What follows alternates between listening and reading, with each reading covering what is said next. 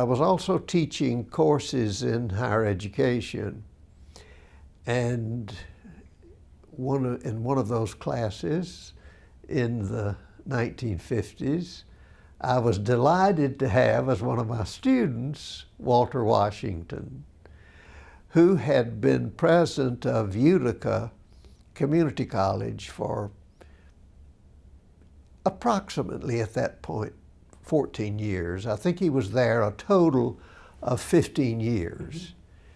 And so he began his work with us, and he was a good student from the standpoint of his ability to interpret to anyone the importance of the historically black institutions of higher learning. Because at that point, there was this consideration of desegregation. It hadn't happened then, that came later.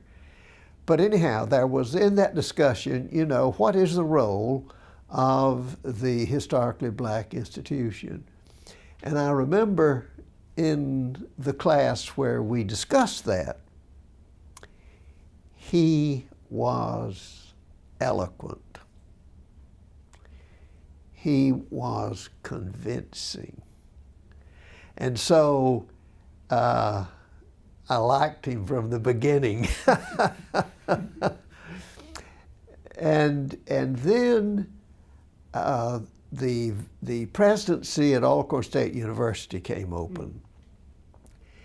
And he was a known quantity. Back then, in Mississippi, those who were employing college presidents kind of needed to know you, you know?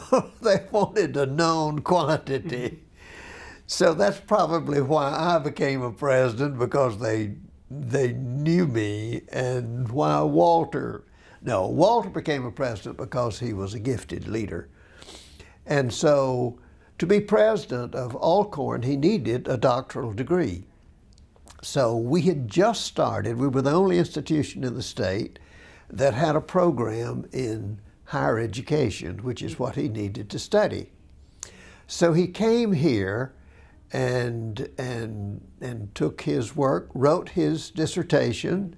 I was on his dissertation committee. I remember our discussion of the topic, and then I worked with the committee to shepherd him through that important step in the doctoral degree. And he wrote it, and it's a very important document in higher education in Mississippi. It was a history of Utica College. Well done. And so then the Board of Trustees wanted him to wear that doctorate as soon as possible, because they wanted him to be president of Alcorn, and they wanted him to have a doctorate. And so as soon as he completed requirements, President McCain, the dean of the university, and several others, I was in that party, went to Alcorn and conferred that degree right there. And it received good notice in Jet magazine. You can find it. You can go online and find that photograph of his getting his doctorate.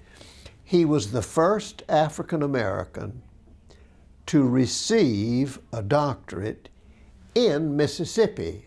Now, we had African Americans who had doctorates, but they earned them elsewhere. So he was the first African American to earn a doctorate in the state of Mississippi. That was quite an event, a happy one at that.